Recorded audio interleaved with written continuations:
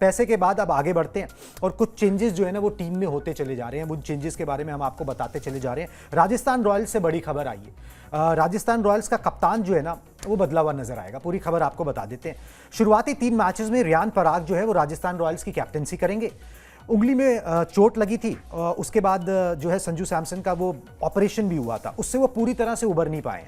NCA जिसे अब centre of excellence कहा जाता है, उन्होंने संजू सैमसन को विकेट कीपिंग की मंजूरी नहीं दी है।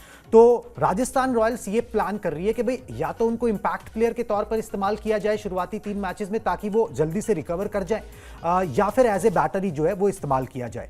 जहां तक रियान पराग की बात है तो 23 साल की उम्र में जो है ना वो आईपीएल के तीसरे सबसे युवा कप्तान होंगे। 22 साल की उम्र में विराट कोहली सबसे युवा कप्तान जो है वो बन गए थे। और अभी रियान पराग ने किया भी एक शानदार शतक जो है वो उन्होंने लगाया, जो आपस में इंट्रा स्क्वाड मैचेस वहां पर खेला जाता है तो वहां पे तूफानी शतक जो है उन्होंने लगा के वो दिखा भी दिया और अब कप्तानी भी मिल गई।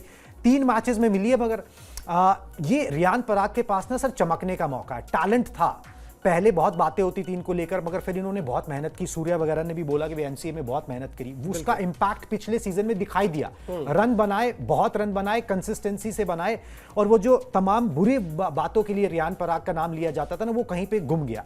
अब अगर 3 मैचेस में कैप्टेंसी मिलती है, आप टीम को जिताते हो, वो कप्तान के तौर पर, यंग कैप्टन के तौर पर अपनी छवि छोड़ते हो, तो फिर टीम इंडिया के दरवाजों पर भी ना आप बहुत जोर से नॉक कर रहे हो। बिल्कुल, बहुत जोर से नॉक कर रहे हो, लेकिन आप इसके दूसरे पहलू पर भी आ जाइए।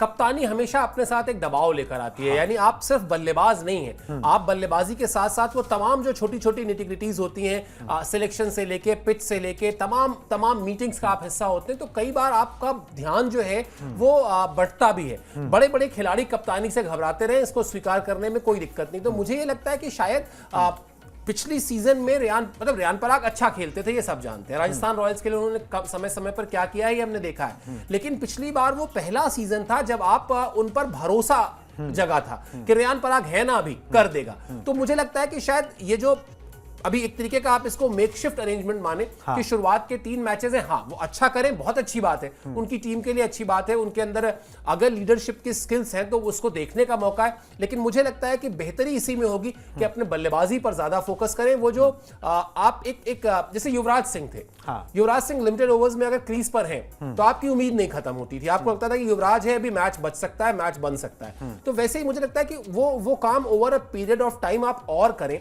अभी बल्लेबाजी में थोड़ा सा और अपने आप को मैच्योर करें, अपने ऊपर और फैंस का भरोसा जीतने दें।